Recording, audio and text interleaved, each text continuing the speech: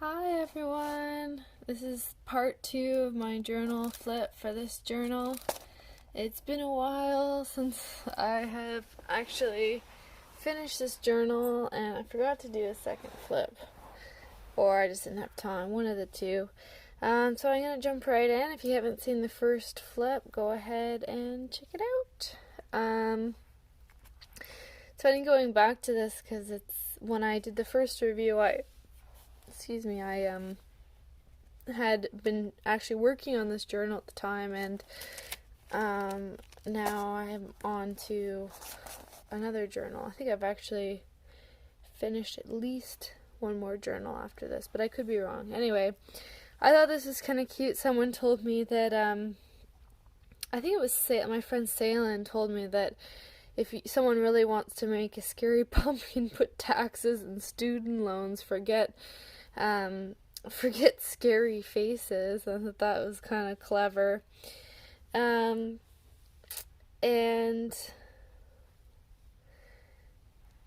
I don't even know if someone said this to me, but it's kind of weird. You have beauty in your heart and eyes in your head.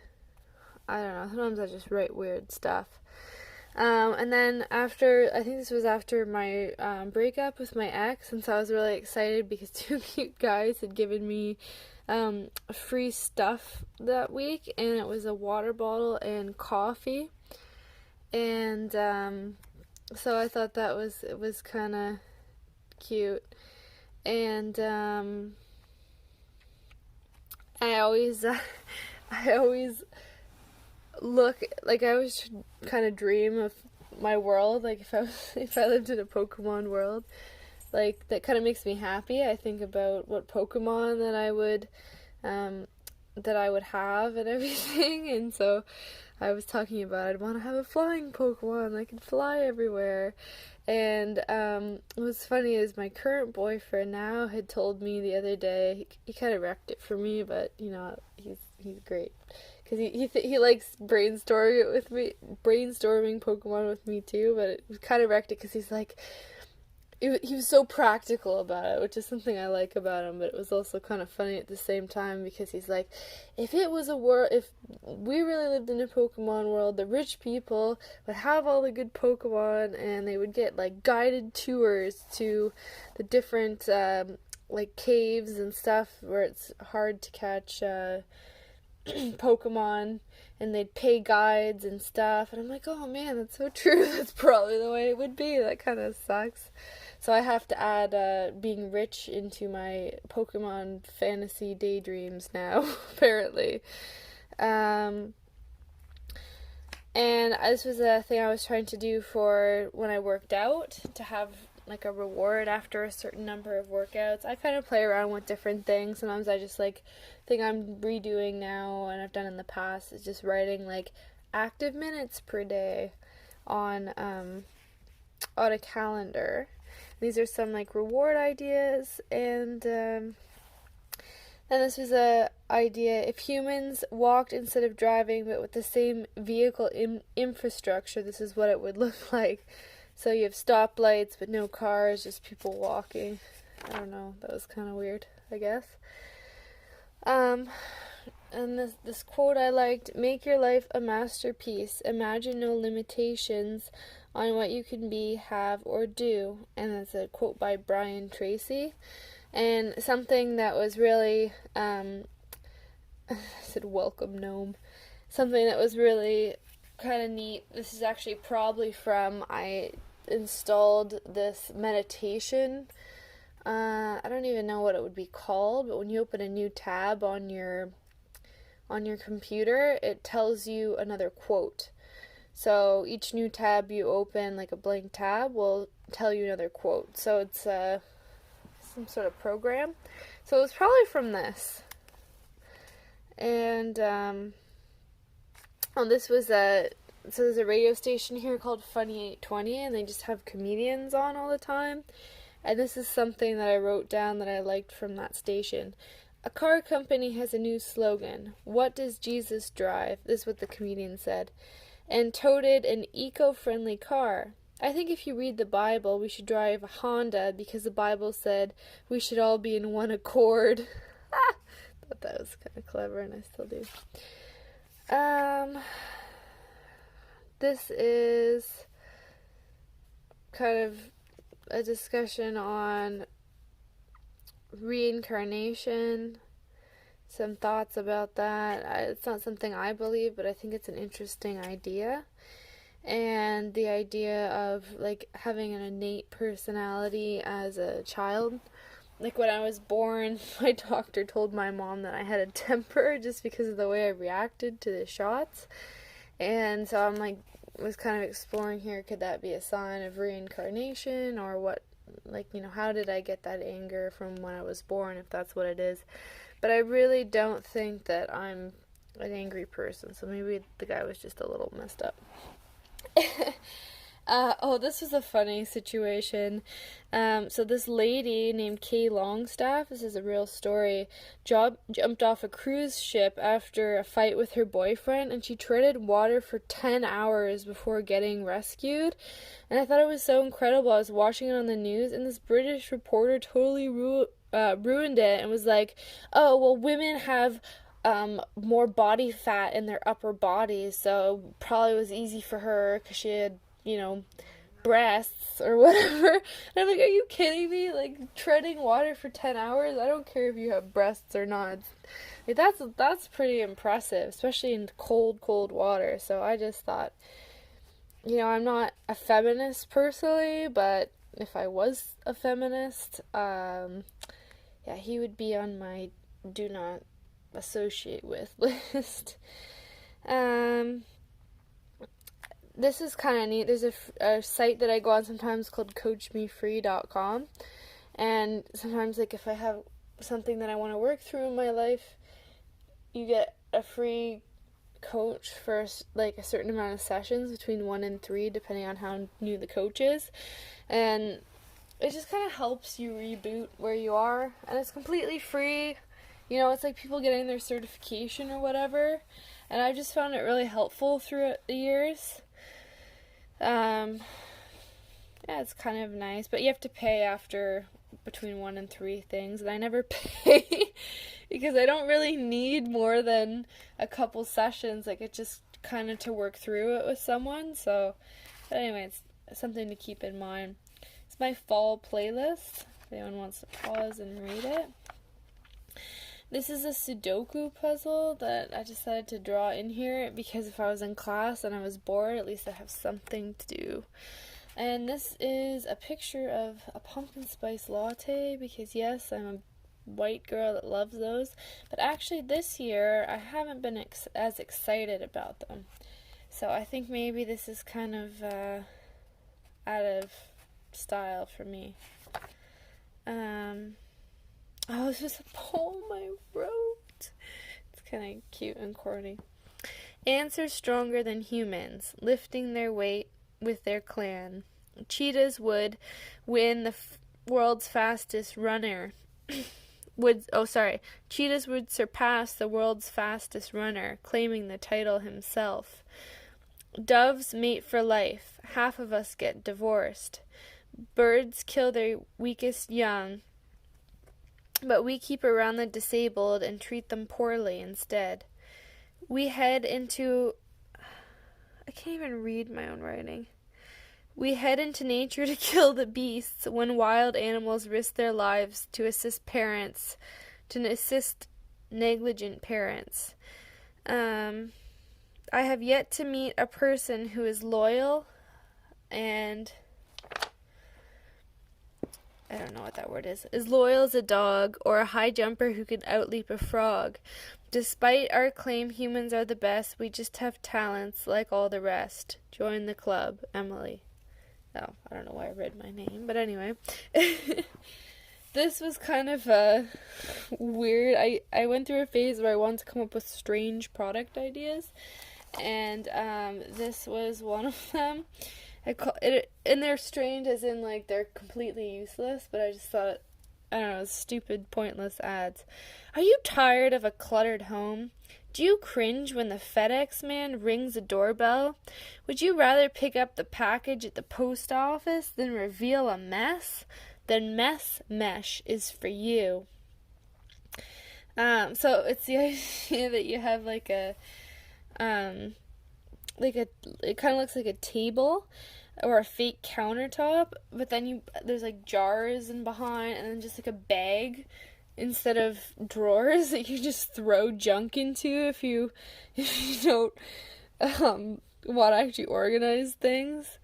Removable mesh bag has a convenient drawstring closure, so you can tie and toss your junk into a closet. Just remove the fake countertop and toss. You'll never have to say sorry for the mess again. Act now and get a second mesh mess for free. But wait, call in the next 15 minutes and we'll send you the rot alert alarm. Get a whiff of old food before the bugs do. I guess it would let you know if your food's rotting. Which I think they actually have, like in your fridge or something now, but I could be wrong. Yeah, so that's that product there.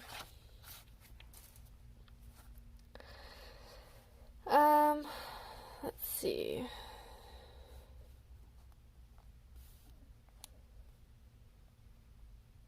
Oh, I like this story. When a maid converted to Christianity on behalf or with the help of her boss's belief, she was asked what had changed in her life. She said, "I now sweep under the door." I really like that because it's suggesting that, you're doing something for God and your life has more purpose. So even though she's a maid still, she takes it more seriously and does her job for God. So I thought that was kind of neat. This was a path in my grandma's backyard in California growing up. She had a little brick path.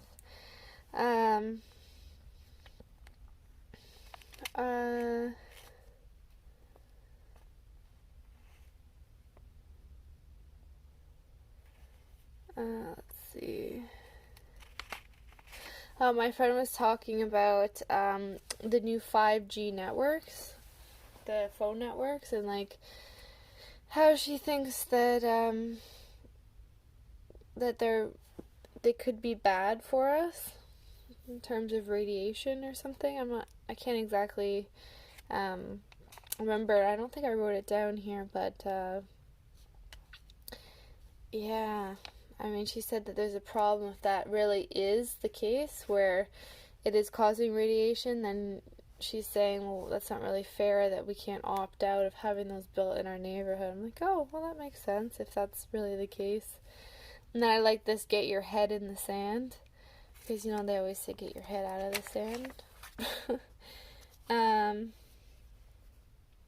Here's another horrible, on purpose, product. Do you miss being scared of ghouls?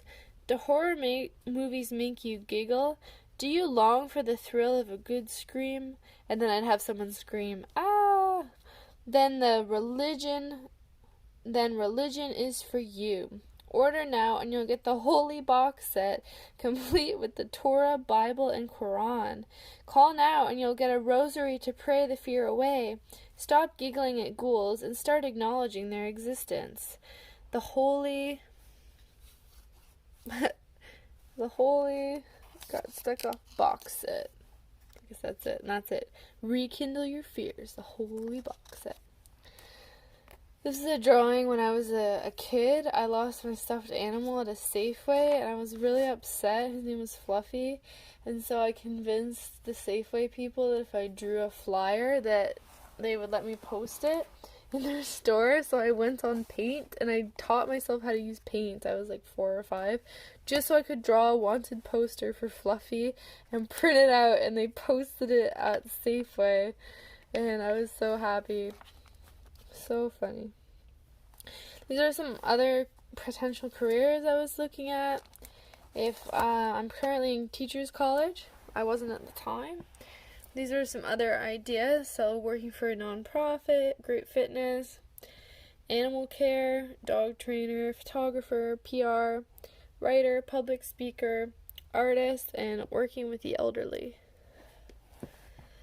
Let's see. And then I guess the idea that I don't have to be better than anyone else. I mean, the idea that kind of we all want to be the best. We want to be like the prettiest. Like, you want all eyes on you. You want to be the best at, I mean, maybe that's just me. Growing up, I always wanted to do everything. Like, if I'm doing something, I'm going to do it to the best of my ability, and I want to be the best at it. Like, I don't like doing things if it's mediocre. This is the idea that, like, I don't have to be the best at everything. Like, I can just enjoy what I'm doing, giving myself permission for that. And this was a drawing that I did of, like, a little cabin in the woods that's for Kobe, my puppy, and I. And so one of the things with that is when I want to be a teacher, I want to have, like, somewhere I can go in the summers to chill. But that's what I was thinking at the time. And I was thinking it would be fun to have, like, an RV or something. I could go around with Kobe. I don't know what this says.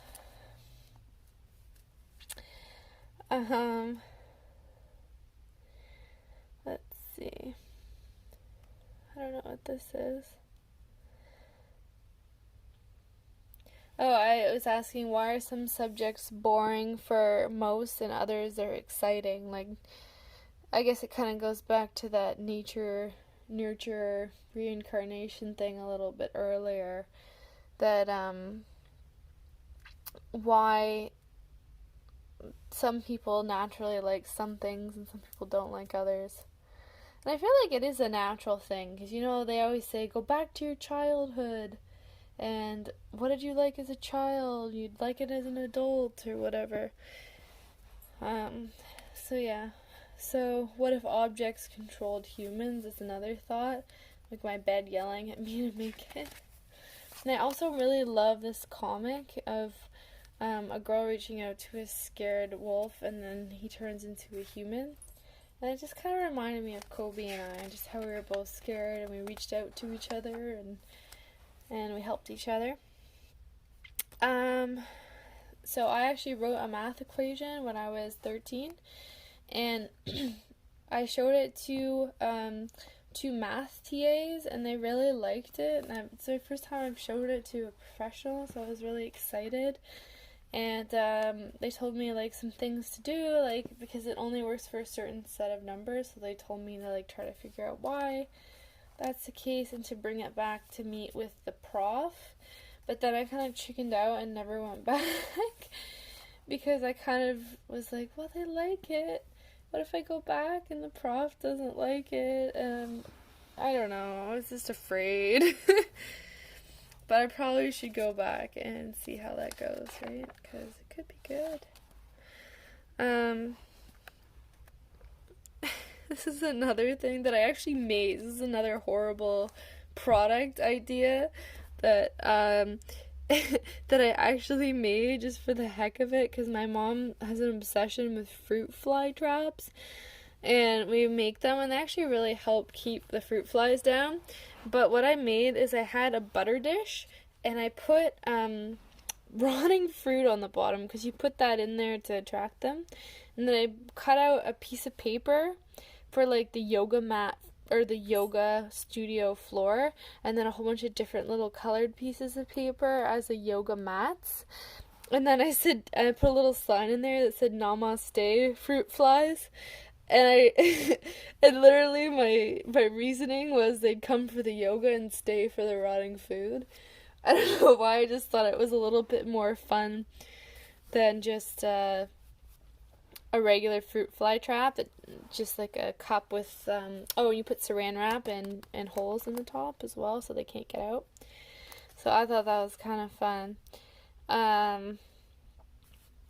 And then I also, like, people have been telling me, or I've been thinking about lately, both, a lot of people have suggested to me that the God from all religions is, like, there's one God, and just different people interpreted him in different ways, and that's what religion is. That I was thinking about that, and I know this isn't really what they're getting at, but just this, because obviously, like, if you interpret it different ways, you're going to have differences in interpretations. So you might not have the same rules or whatever, so that could be argued against, but this was just a side point. I wonder if anyone has tried to follow Judaism, Islam, and Christianity at once, because some people claim it's the same God. And then I said I don't agree because different textual contributions. I don't know.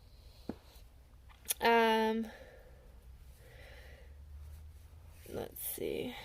Oh, this was a situation where so in my philosophy program, a lot of people would laugh at other people for not getting it or for getting it wrong, especially if they kept trying to argue and they were obviously wrong. And I didn't think that was very nice because, I mean, it's hard stuff. And luckily, I've never been laughed at personally. But I try not to laugh at people because, frankly, A, I don't think it's very funny because they're struggling, and to me that's not funny. And B, I mean, it's just kind of rude, so I don't do that. Sorry, Kobe, go. I'm licking my hand. So this guy was laughing at people, and then I was presenting, and it was time to ask questions, and he's like, I don't understand this at all. And then literally this group of people came to me after class to ask me to explain, and they were taking pictures of my notes, and someone else was like trying to give their notes to like fit in, and then they're like, no, Emily's are better. And I'm like, we can't even read mine. My writing is illegible, but sure, if you want them. But yeah, and then actually at the end of the course, the funny part was that the teacher was going on vacation, and she literally told the class that I understood the text better than her, so if anyone had any questions to go talk to me. And I'm like, what? I have finals, don't talk to me. That was on Leibniz's Monadology, which was a 4th year course in the philosophy department at York. I really liked that teacher though. I got so much flack for this. My old this girl I used to work out with got really offended by this, and I was gonna do it for all different religions, but I thought, oh man, I've already offended someone, so I kind of lost interest. But I thought it was kind of clever. It was an atheist's funeral, because I've never been to an atheist funeral, and I'm not trying to make fun of it. I do make light of a lot of sad situations, and I am pretty open-minded, so can see why someone would get offended, but I honestly was kind of exaggerating what it would be like, because I'm used to having like Christian funerals where they're reading the Bible and crying, and it's in a church. And so I looked it up online because I was honestly curious, and it literally said sometimes they have them in parks. So I drew, like, it's a character, it's supposed to be funny, it's not supposed to be serious. Anyway, I feel like I've done enough, warnings for this, so I'm going to read it. So here's the guy there. Fred lies here nice and dead, because you can't say, like, there can't be any prayers or anything. And then this guy is visiting. Fred wanted his body put to use after his death. I don't know what he meant, so he's the table. They put all the food on him. And then, Fred wanted his cat dressed for the wake. I dressed him as a devil. Fred would have found it very ironic. Ha. This other visitor, he wanted us to raise a glass in his honor. Let's get smashed, y'all. And then this is the cat dressed as a devil saying meow. And this person said, my parole officer gave me an hour. Let's hurry up. This one, Fred wanted me to write him a poem. Best one I've ever written. It rhymes. Oh, that was this one. Fred lies here, nice and dead. And it doesn't even rhyme.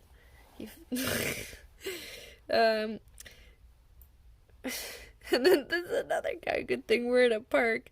I can pick flowers so I don't need to buy them. I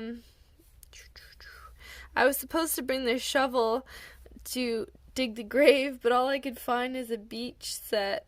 Will my plastic shovel work, Mommy? Who's Fred? Yay, free booze. And then there's people like playing with their kids in the park. What? Dead guy. Yes, 911. There's a dead guy at the park. And then this guy, Fred didn't want his funeral at a church, but this kid's park was all I could rent last minute. Maybe that wasn't such a good idea. Oh gosh, I hate to end on that. Okay, let me do one more page. And then I'm going to end and we can continue. So this was a packing list. I don't know why I put cleatless and alone, but I definitely was. Oh, I think the football tournament or something was canceled, so that's fine. So I put cleatless and alone. Okay, and then this was I got kicked out of, I think I've said this, I got kicked out of a church group at my school called Power to Change, and to me it's kind of like a religious cult, to be honest, but anyway, so this is them trying to like trip me, and they've spilled water, I'm gonna get you, and I'm like, what? I'm not Goliath, I'm wearing heels, because I'm really tall already. And then I'm like, why? Don't walk near their Power to Change booth. And they literally pretended that they don't know me anymore, so I guess that's fine. I can't end on that either, can I? That's too sad. Okay, this is a good one. I don't know what this is. Oh, okay, DIY bird bath and fairy house. I've always wanted to make an outdoor fairy house for a garden or something. And I really want to do that. So see, you know what? Reading back these journals reminds me of things that I haven't done that I want to do. So thank you for sitting with me. And thanks to Dark Little People, who has been very kindly requesting this video. And I'm really glad you enjoy them. And I hope you enjoyed this one. And I really have a lot left to go. So I will try to make another one. Okay, bye-bye.